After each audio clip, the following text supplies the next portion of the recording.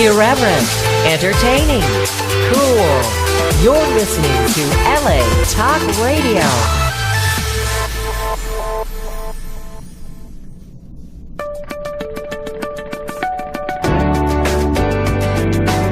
You're listening to The Inner Voice with Dr. Foojan Ze, only on LA Talk Radio. Hello, everyone. Welcome to the Inner Voice Show. I'm Dr. Foojan Ze, and it's great to be with all of you today. This show is about you making a difference in your life. I speak with the experts in their field where they have created, invented, or have researched or have experienced a particular topic which is really close to their heart.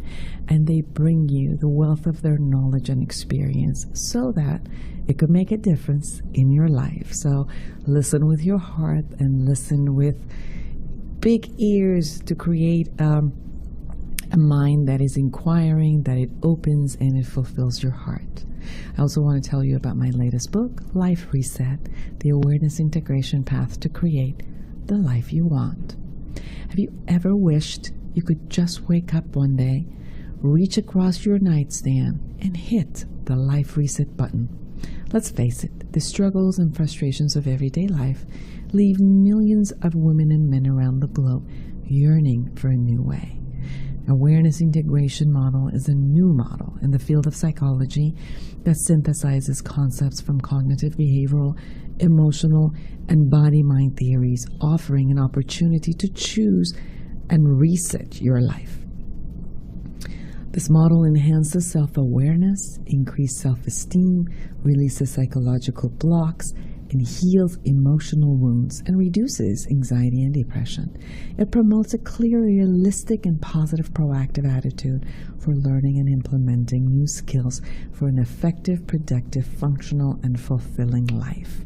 So go to my website, Foojan.com, F as in Frank, OOJAN.com, and order a book, maybe as a gift in this holiday to someone that you love, and even yourself, a gift to yourself. Life Reset, the Awareness Integration Path to Create the Life that you want. And if you would like to talk to me, get consulting from me from anywhere in the world, and or my offices in Woodland Hills, Beverly Hills, and or Irvine, or do consultation online, again, go to my website, Foojan.com, and I'd love to hear from you and be able to share and see if I can support you in any way, and again, make a difference in your life. I'll be right back with a study that just came out from British Medical Journal.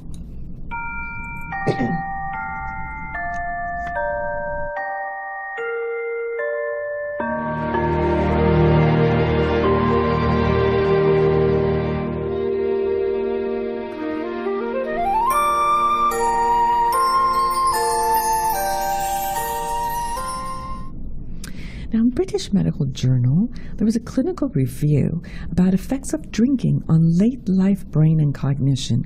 What a great concept, especially now that we're going through New Year's and there's going to be a lot of drinking around. So the alcohol consumption is common in Western countries and has been increasing in older adults. Latest figures from Great Britain suggest that now 75% of those over 65 years drink, which has been an increase from 10 years ago. Now, chronic heavy intake is a well-established cause of brain atrophy and dementia, with a recent long-term prospective study from the USA reporting a doubling of the odds of later severe memory impairment in those with a history of an alcohol use disorder. Drinking of moderate amounts has been reported to be protective of brain health in a number of studies. Wow. Including some claims of possibly reducing dementia risk. So obviously, if we drink a little bit, it's reducing the risk of dementia, as the studies are saying. And if we drink too much, then it causes brain atrophy and dementia. So rigorous recent research has questioned this belief with new evidence of harmful associations in moderate drinkers compared with complete abstinenters. This has raised suspicion that reported protective effects of moderate drinking were due to confounding by socioeconomic class and intelligence. So it's suggesting that clinicians should look for cognitive impairment in heavy drinkers and considering that abstinence may induce a degree of clinical improvement. So the study says that if you have moderate drinking, which pretty much says one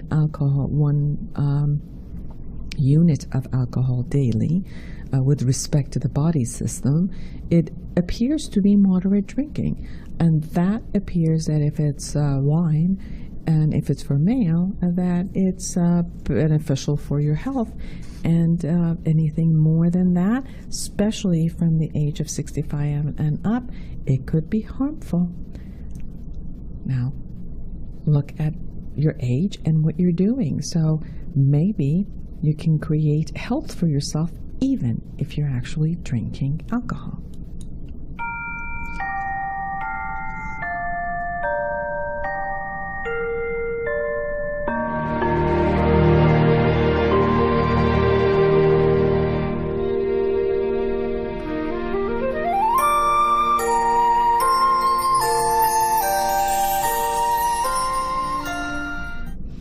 Now today I'm excited to have Layla Sabourian with us. She's a writer, entrepreneur, storyteller who has wide-ranging experience and success in the multicultural arts and literature. In 2005, she produced a full-color anthology titled Imagining Ourselves, published by New World Library and featured on the United Nations. She followed her writing career at Yahoo, where she authored 5 of the corporate blogs that benefited from a 1 million-page view audience. Most recently, she has launched Chef Koochooloo, a digital mobile children's app that teaches kids math, science, and human geography through healthy cooking. Wow! A native of Iran, she has lived and worked in 5 continents and is fluent in 4 languages. I'm so excited to have you with us, Layla. Welcome to my show. Thank you so much, Dr. Foojan. It's a pleasure to be here and an honor. I love your show, so it's really exciting to be a part of it. Layla, I was reading some your bio and what you have been doing, and it's amazing. You are an entrepreneur that have your hand every place.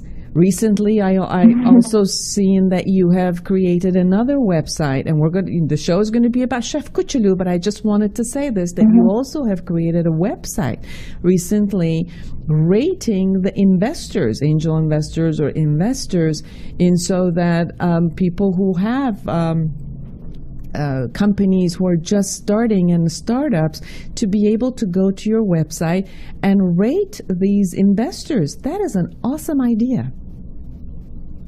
Yes, thank you. That is a nonprofit that I formed with 3 other female founders. It's called Fair Funders.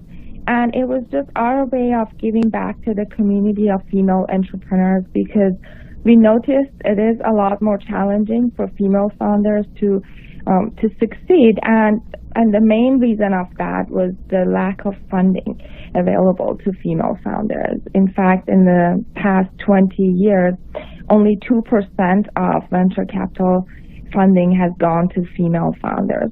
So we were like, what can we do to change this culture and make it more inclusive, so that the rating system is just one of the few focus areas that we have for our nonprofit. So but the goal is to create a community where investors connect to female founders and diversify their portfolio. So interesting enough, it seems like your brain just works with invention of what's just not there. It's as if you keep looking at where is this empty space that could connect, and then you create. And it seems like that's how Chef Koochooloo got created. That's very much true. So say, how come? Yes. what happened that you decided and this idea showed up for you? Yes. So I was working at the time at SAP, an enterprise software company, very much focused on producing different mobile solution and enterprise software solutions. So I was a busy mom, and my daughter, we accidentally missed our school registration for her to go to our neighborhood school, and she ended up at a school that's economically disadvantaged, with about 70% of the children are on meal plans funded by the government, and our daughter started going to kindergarten there, or TK, I should say. And I, would pack her lunch for her, and she would come home often teased because other kids would make fun of the food, the smell of the food that she had carried, because most of these kids got to have the school option, which, because it was given to them by the school. And unfortunately, the school option is usually hot dogs, chicken nuggets, or pizza. So, of course, children like that. Moms might not like it so much. But, I had done such a good job, I thought, as a parent, to educate my daughter about healthy eating, and she had a positive affiliation with healthy food. So this was the first time she was getting punished for it, being teased by other kids about, I would cook a lot of times either Iranian food because I'm Iranian, or French food because my husband was French. And I've also lived in about 5 different countries, so I would also introduce cooking from those countries, and each one of these was an ethnic dish which was foreign to the classmates, so they would make fun of it. And so my daughter was asking if she could have the school lunch. And then I noticed this was a bigger problem, and I wanted to help address it. So I started volunteering in her school, and the first thing I did was to teach a lesson about Iran. And we did a healthy Iranian recipe together, and I dressed up with a costume from Iran and taught them about the country, some fun facts, and then we went through the steps of cooking, and I introduced, since they were kindergartners, to keep them engaged through that 1 hour, I had them, while cutting, I would introduce math, like, okay, let's cut, we made a cucumber yogurt sauce for the first lesson. I would just say, okay, let's count the cucumbers. Now I need this many pieces. And the kids got really excited and really active. And then I would tell them stories about Iran. So by the end of that lesson, all the kids, were happy. They were eating this healthy dish that they would have normally not eaten. And my daughter felt like she was a hero. So the following week, the teacher asked me if I could go back and do another country. And so I did, and after volunteering a few times, they asked me, hey, why don't you do this more often? And I thought, okay, well, I do have a full-time job. As much as I would like to be involved in the school setting, I do have a full-time job. And eventually the school offered me money to make this into an after-school program.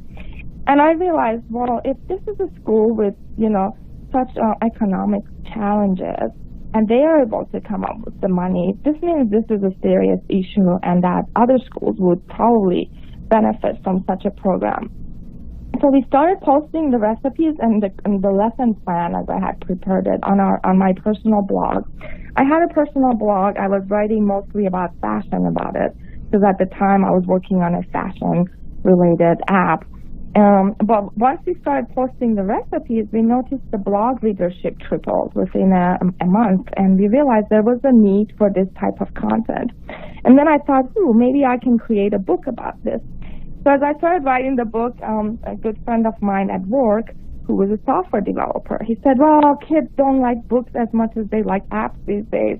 How about we make this into an app? And that's kind of how the idea of the app originated.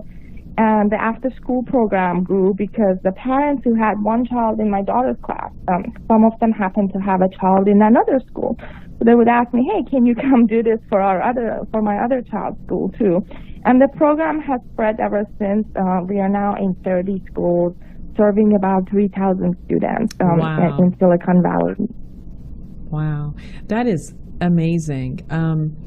And you're also now getting ready to create a new game for middle schoolers while coming up with an award system to encourage them mindful eating. So not only that you are giving them different types of food and helping with math and science, but now you're changing the game. You're also upping the game, in a sense, in their mindfulness and how their body system works.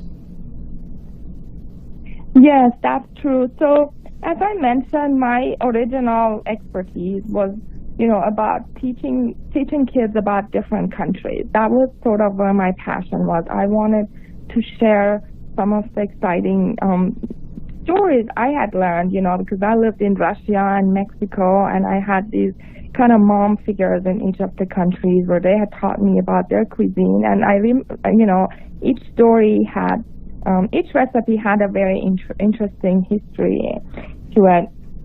And, I was excited about sharing that. But as the program rolled out, different people from the community came up to me.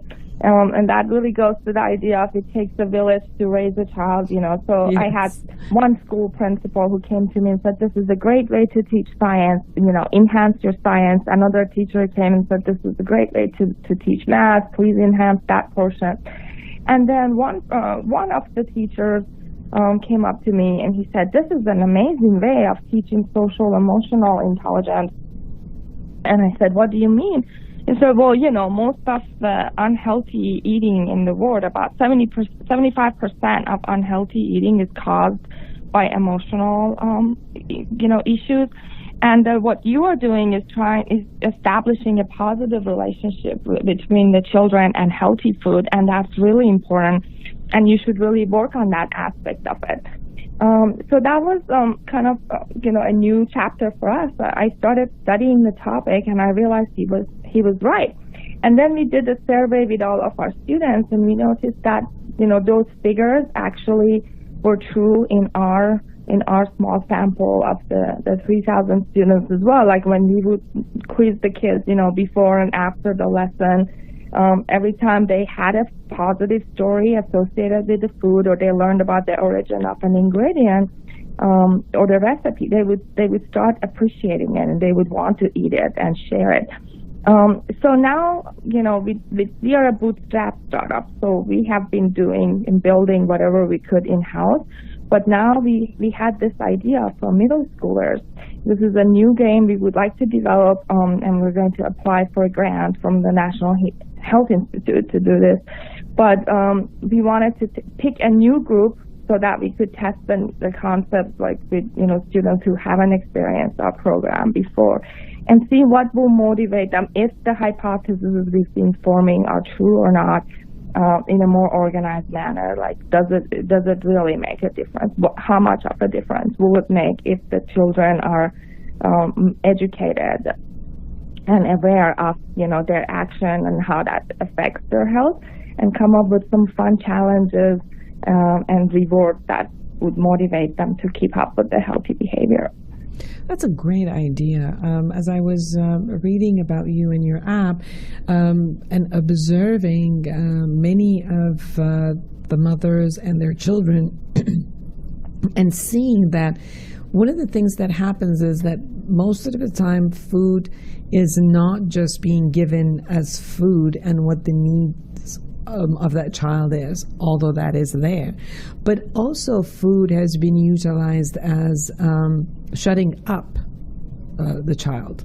When the child is upset, right. When the child is crying, when the child is bored, when they don't know what to do with the child, when the child is just upset and the parents don't even know what's going on. Neither the child knows on how to communicate or how to name what's going on inside of them, but the parents don't know how to name it. If the child is pre-verbal, they have no idea what's going on. And even if they are verbal, they must have learned how to handle emotion or how to name emotion from the parents. Most of the grown-ups don't even know how to name their emotions that's going on inside. A lot of people just push them all into anger or just wording it, I don't feel good. That's all. It's just, I don't feel good or I feel uncomfortable. Not necessarily knowing the different impacts of each of the emotion and where it is in the body, what is that emotion really signaling. And most of the time, food is just being offered as a comfort. Not only that we have comfort foods, which are carbs, but sweets, but no matter what food is being given as comfort, food is being offered as play, as fun. We all gather around food for pleasure. So the conversation about food is not just what do you eat and is it good for you or not, and what type of food is good for what, but it's being utilized for many other purposes than just hunger. And it's gone into the concept of pleasure and avoiding pain. And the kids don't learn anything but that also, because if we're not, as parents or teachers, showing them and teaching them, they don't really know except, oh, there's food and let me have it. And then obviously some foods are sugar-based, are also addictive. So without really having any knowledge, they get addicted to all of these types of snacks that are out there in order to cover up a lot of emotions. So it's fantastic to hear that you are with this type of app and games, that you are very much teaching the children in how to do it, and teaching the parents, because the parents are part of this app and the teachers are part of this app, and not everyone in the field and even in teaching grounds really knows all of these distinctions. So it was exciting to see how you were doing this, as you were noticing the feelings and then naming them, how to release them, and then how to go in learning the different emotions and naming them, and then going in what type of food would be beneficial for that type of emotion. I learned a lot as I was reading some of this, and I'm like, yay, that's awesome. When I'm anxious, I do eat this and I do eat that. So talk a little bit about how you came up with all of that. Yes, thank you. Those are great points. I started realizing that most of us turn to food so that we can relieve stress or cope with unpleasant emotions such as sadness, loneliness, often boredom, And this idea of, especially Americans, I would hear Americans say, a comfort food, mac and cheese is comfort food, French fries or ice cream. And these images elicit a smile and sense of calm for them. And often these comfort foods are nostalgic, they're sentimental, reminding us of the time we behaved good and we were rewarded, such as a grandparent giving us ice cream. Yet, most of these comfort foods, after you eat them, you start becoming uncomfortable, feeling guilty for having given in. And not only does the original emotional issue remain, but we also have now this extra added feeling of guilt or overeating. And there is a lot of factors, such as, the idea of the food, its image, the memory it brings up, or perhaps the situation we were eating it in. And for instance, I started by myself, by reflecting back on my own behaviors. And I noticed, for instance, I lost my father around Christmas Eve. And usually on Christmas Eve, I like to go eat cotton candy. Mm-hmm. And then when I reflected back, I realized the last time I saw my father, he took me out for cotton candy. We went and had, so every time I eat cotton candy, it's kind of like trying to bring back that emotion that, having him near me. And then yet after I eat it, I feel like, oh, great, now I'm going to get fat and sugary. It's a lot of sugar. I actually physically feel sick because I overeat.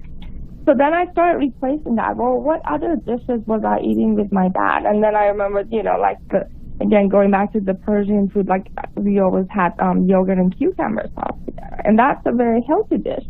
And that also gave me the same feeling.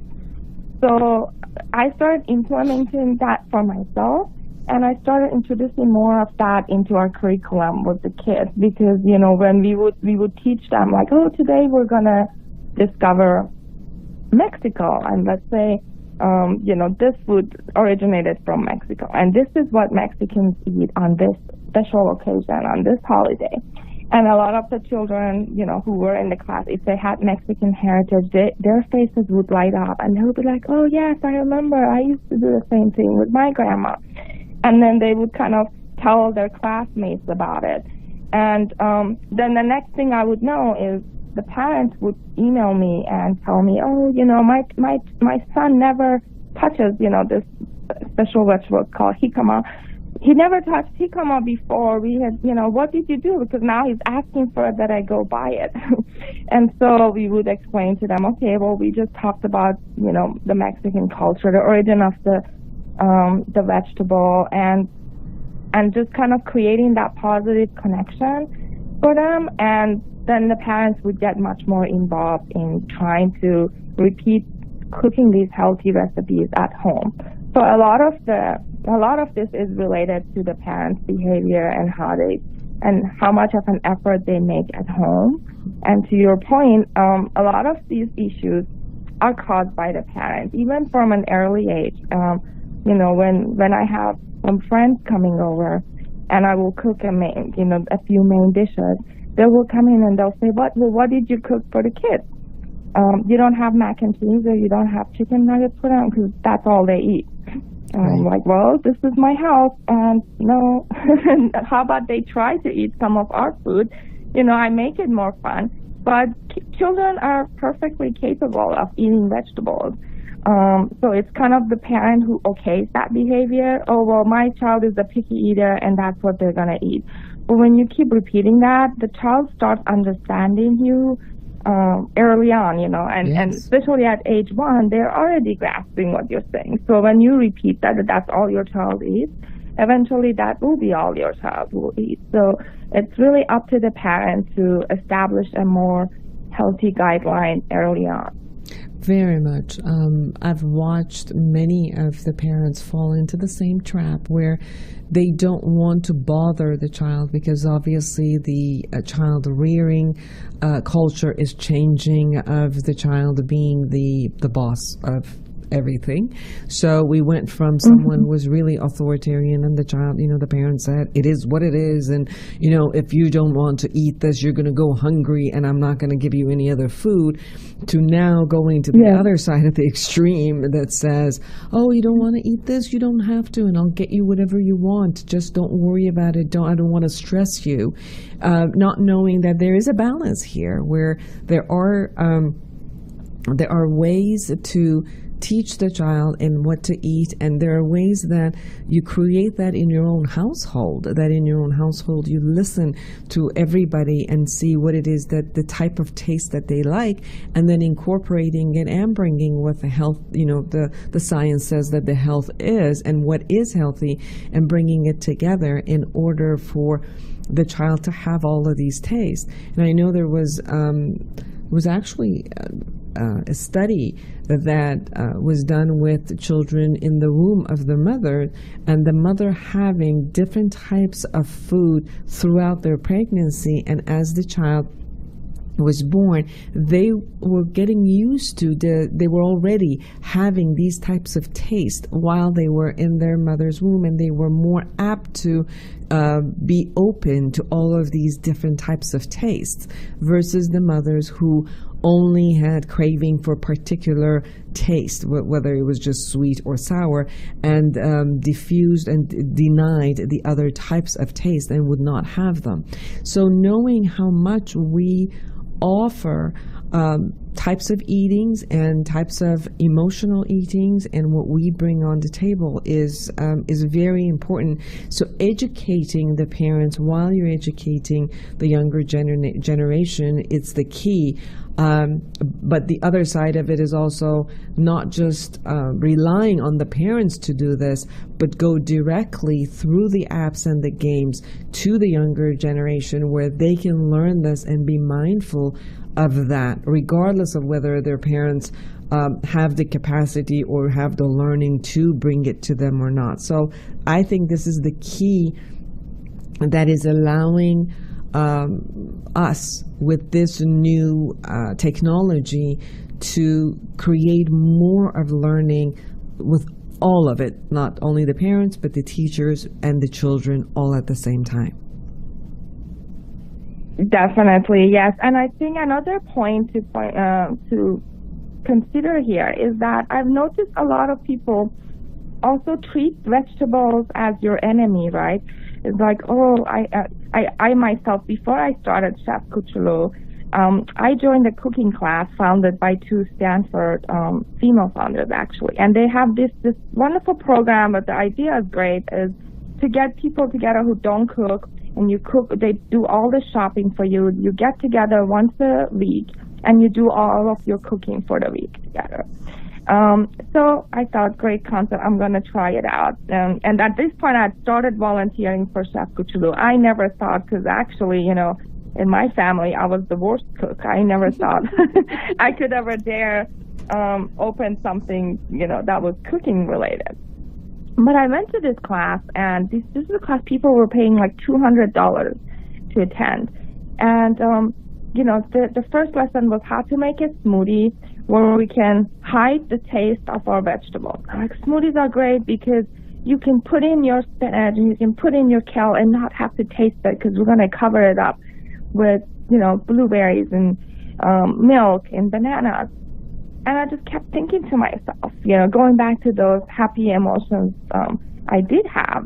You know, I grew up in Iran where, you know, we would sit on the evening and just eat lettuce as a snack. And it was an enjoyable experience. It's kind of when my grandmother and my aunt, we would sit and we would have this vinegar sauce. We would dip it in. And I loved having vegetables, so why would I ever want to take that away from my daughter and hide the taste of vegetables? I know, we would have like just corn or walnuts or beets or lettuce, as you said, or even beans, and just have that was part of the snacks. Like, you would just cook that or create that, and that was the snack. Exactly, and you know, as I lived in other countries, they all have similar affinities for vegetables. You know, in Mexico, my Mexican family had the same ritual. We would sit around 4 o'clock. They would have spring beans or scallions. We would put them on the grill, and then we would put chili and sometimes lemon sauce over it. So just squeeze lemon, chili, and green onions, and we would eat that, and it would be crunchy, and it would bring that feeling of, like, again, community. Was the afternoon. We would have a chance to tell each other about our day and what we were going to do in the night. So, you know, that was the creation of that positive feeling about vegetables. And I feel like here in America, it's a lot of times it's like, okay, eat your vegetables if you want dessert. Or if you're good all day and you eat your vegetables, then you get to have something tasty for a treat. Whereas, you know, we really have to change that mindset and show kids that vegetables can be very tasty, and they are the treat. The vegetable is the treat. It's how we look at it and how we position it for our kids. And that is exactly what our classes are teaching. We try to avoid teaching pizza or brownies because, you know, like, well, kids already have that positive feeling towards it. They already love it. So we don't need to reinforce that. But, you know, we teach one of our signature dishes that kids love is this, you know, sweet, it's squash, butternut squash mixed with spinach and pomegranate. And it's a Thanksgiving dish we serve instead of all the sugary stuff. And they love it. So I have moms write to me, like, what did you do? You know, my kid to eat the spinach. Can you please send me this recipe?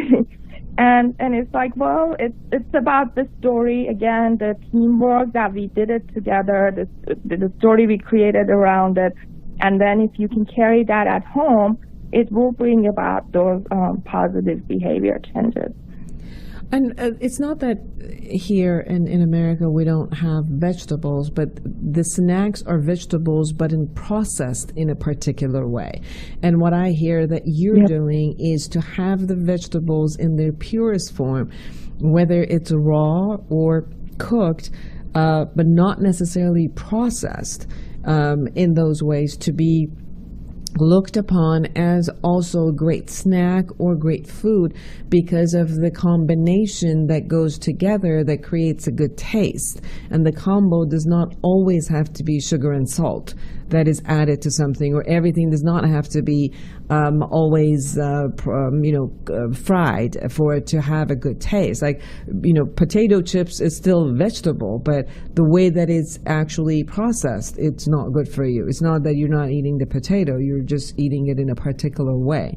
Or, they have those types of snacks that no matter what, they're adding chemicals to it, where by the time a child is eating it, it's a lot of the chemicals that adds different types of taste to it in order to create something that it's not.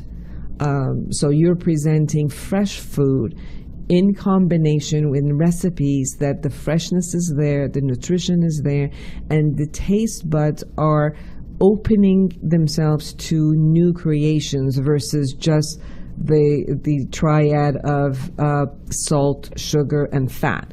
And as long as you bring this triad to anything, you can make it taste good, but you're adding different tastes so that every child has this experience, this vast experience of creativity, which is nutritional, and they get to cook it themselves. They can play with it with their family and get involved in this process of food, their body, and how the two can be mindfully toward creation of health, to notice what's going on in their body, not only their emotion, but also if one type of food does not match their body, if they are not masking it and they're actually becoming mindful about it, that if I eat this, it just doesn't sit well with me, but if I combine it with something else, that it not only tastes good, but I feel fulfilled. I feel that I got the nutrition, and I know that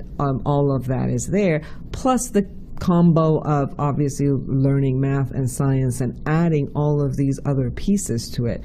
So together, this gaming app is really bringing very solid learning for a child that is not only learning how to be in school, but a lifestyle pretty much is being ingrained in them for their future.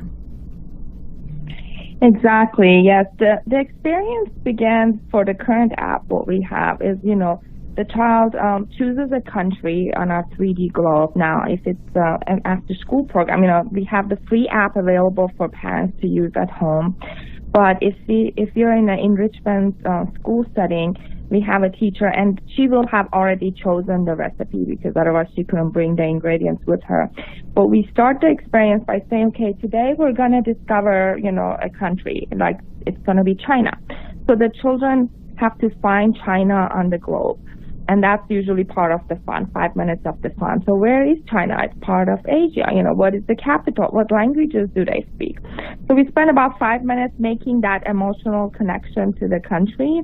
But we also share a fun fact about the country, something that kids care about.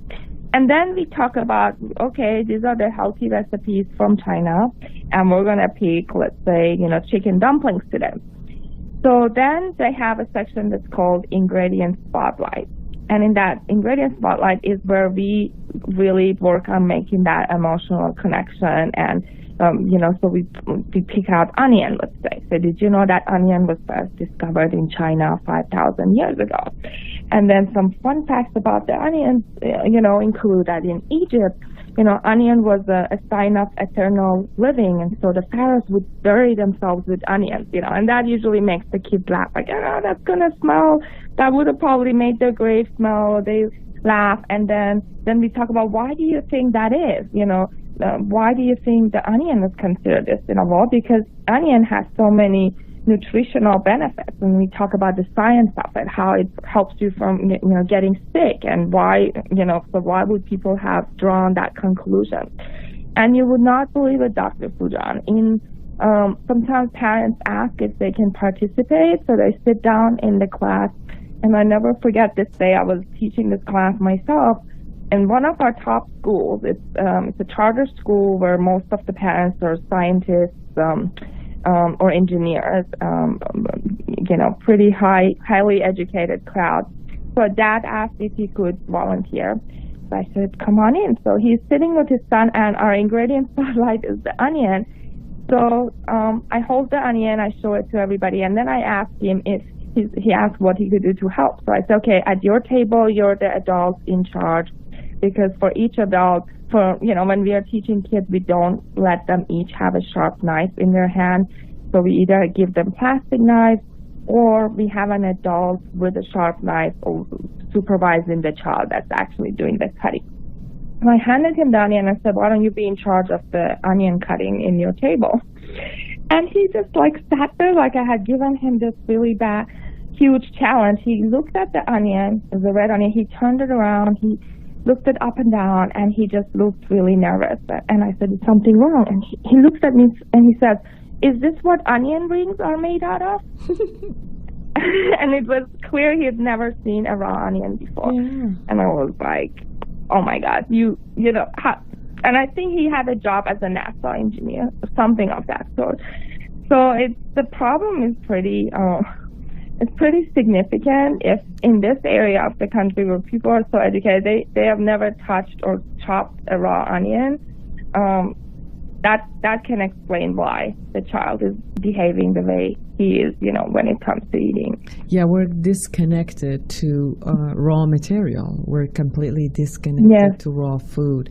And it's almost like we have to get sick, get afraid of getting sick to go back and go into the produce section of the a market and actually find some of the food and find cooking in another way. But now it's the culture is completely is through processed food, and we find regular food out of fear of not being healthy versus just learning how to be healthy and having a different type of kind of a reaction and a culture with food. So the other part that was very interesting to me as I was reading some of the material that you had sent to me, and I had no idea, so this is beautiful. I really learned a lot, which is you said that in the new app, actually, that you're going to start with the emotional attachment of the food and how people are with their emotional attachment to food. You looked at different types of emotions, and then there's also offering of what type of recipes can be there in order to manage that type of emotion, such as if somebody is depressed, the recipes that can have saffron, chia seeds, sweet potatoes, avocado, broccoli, quinoa, hemp, oat, and walnuts.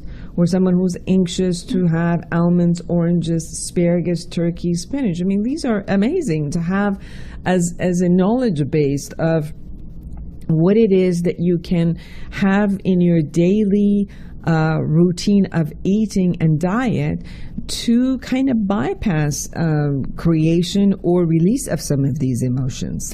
Talk a little bit more about that. Yes, definitely.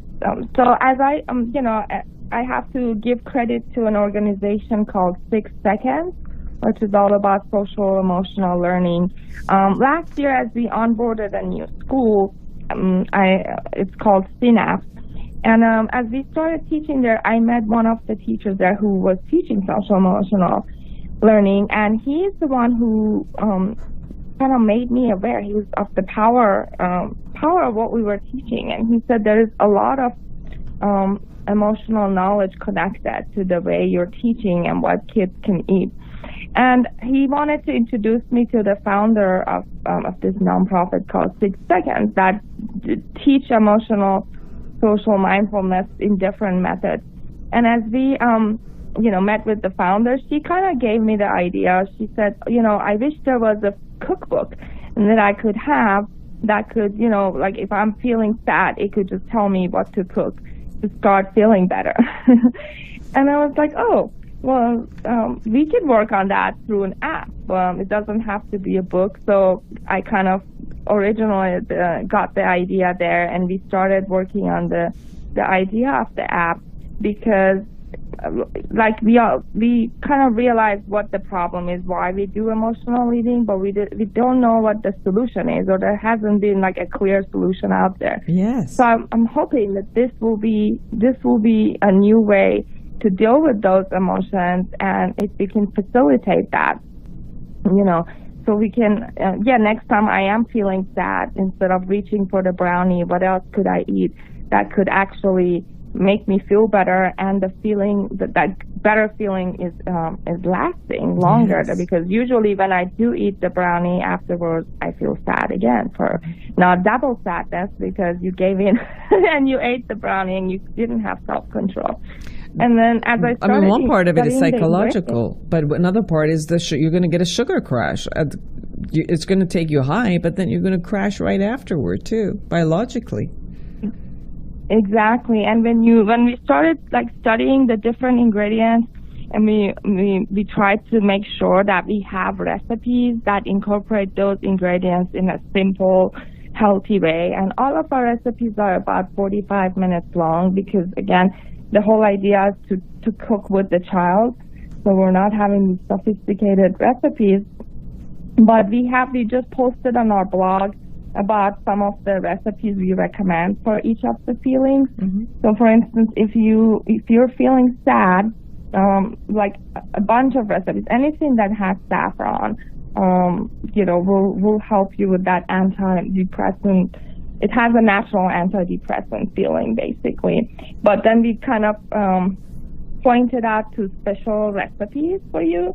So you can be like, okay, I'm feeling sad. I can go to Azerbaijan today and discover pulov, which has a lot of almonds, which also helps with that. Or I can go to El Salvador and have a bunch of salads that have chia seeds on it, and it has the same effect. You're also teaching geography. Yes. So you're also teaching geography. That's awesome. Layla, before we end, I really want people to, our listeners, to really know how to find the app, how to find you, how to find the blog, because I just think this is so well created and amazing. For again, this is not just for your kids. This is for you. This is for the teachers. This is for the whole community to come together and enjoy this and create a community of healthy eaters who are mindful eaters and really connect with each part of the food and connect with not only their body, their emotion, where the food is coming from, what is all the greatness about that type of food or the vegetable or everything that there is. So it brings it all together. So they can go to chefkoochooloo.com. Now I have to spell this for you. CHEF, Chef. Koochooloo is KOOCHOOLOO. .com. So Chef, CHEF, KOOCHOOLOO, Koochooloo.com. And where can they find your blogs? Yes, it's on the website as well if you just click on blog. So we just posted this blog post where we have recommended recipes for each of the 5 feelings that usually drive people to unhealthy eating. So we have kind of mapped it out for you which recipes to select.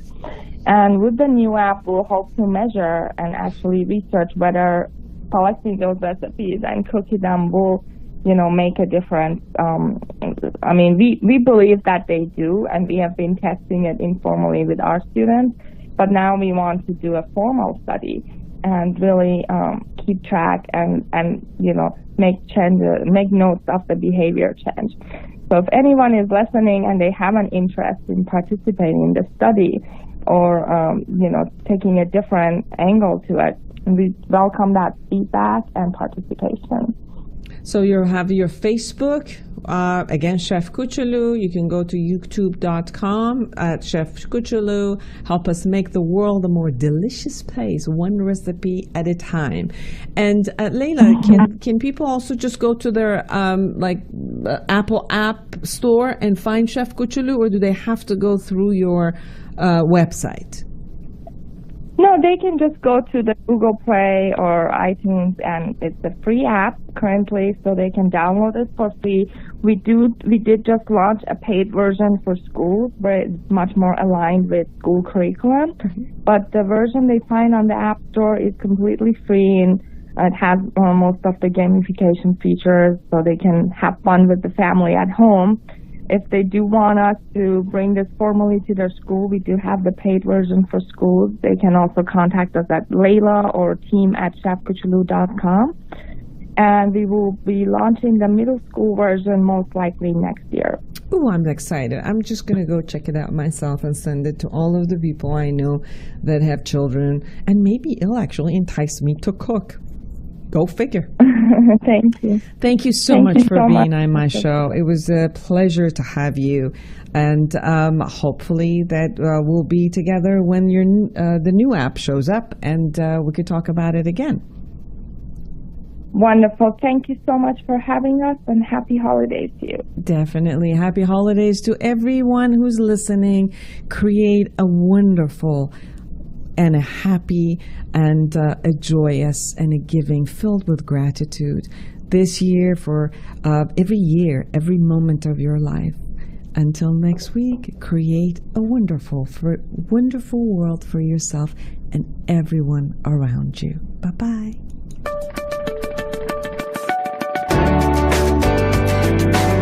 You're listening to The Inner Voice with Dr. Foojan Ze, only on LA Talk Radio.